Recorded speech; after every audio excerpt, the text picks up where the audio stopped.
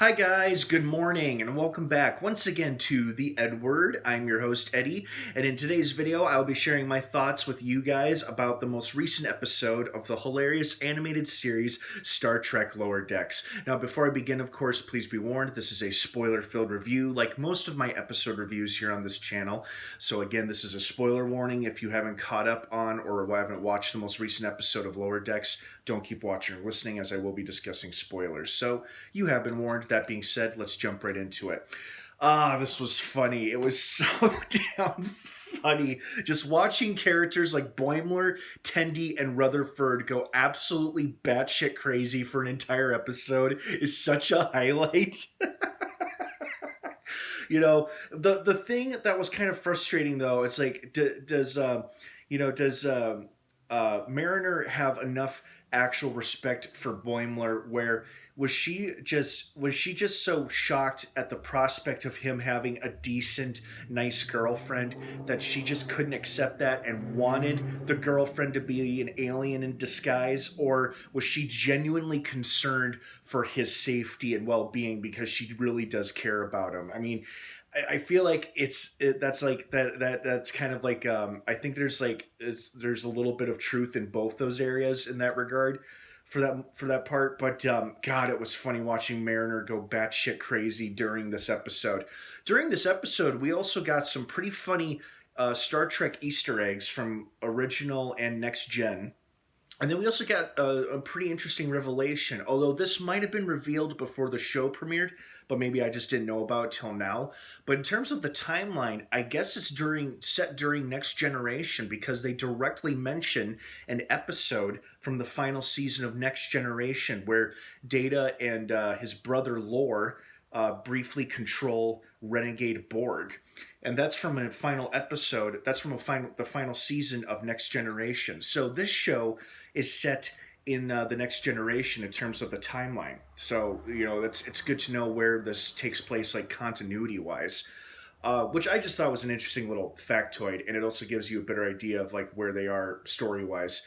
I also love the fact that they dealt with like a big crisis of a planetary scale.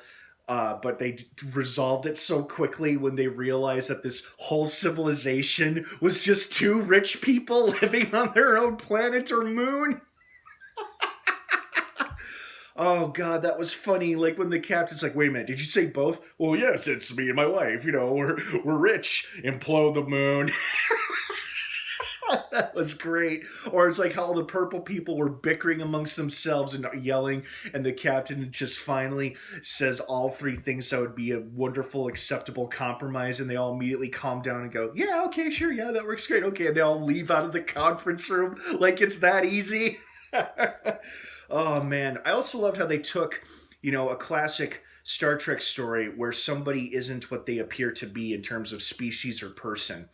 And they put a twist on it where it's like, yes, it would have been obvious if Boimler's girlfriend would have been an alien in disguise, but then they changed it up where they had a parasite that was actually controlling Boimler or made him sexually appealing the whole time. So there was indeed a parasite. It just wasn't the girlfriend. It was technically Boimler, but it was a parasite like latched to the back of his head. So I thought that was an interesting little twist on a classic Star Trek story, because we've seen that done countless times throughout the franchise through over multiple shows where somebody isn't what they appear to be.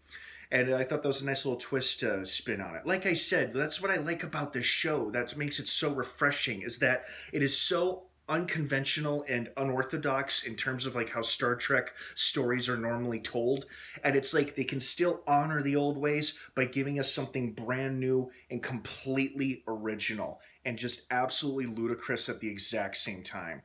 And, the whole storyline with Tendi and Rutherford competing to get the T-88s, and then, like, the crazy Starfleet officer who really wanted to transfer off of that ship onto the Cerritos. That was hilarious, too. Oh, this episode had me cracking up, but I think the highlight was definitely Mariner going batshit crazy, so determined to prove that that Boimler's girlfriend was an alien when she wasn't at all. Oh, this show makes me laugh. Well, I hope you guys enjoyed it as much as I did. What did you think? I want to hear your thoughts and your opinions down below in the comments section. Thanks for watching. New episodes of Lower Decks drops every Thursday on CBS All Access. Have a great rest of your day, everybody. And of course, until next time, live long and prosper.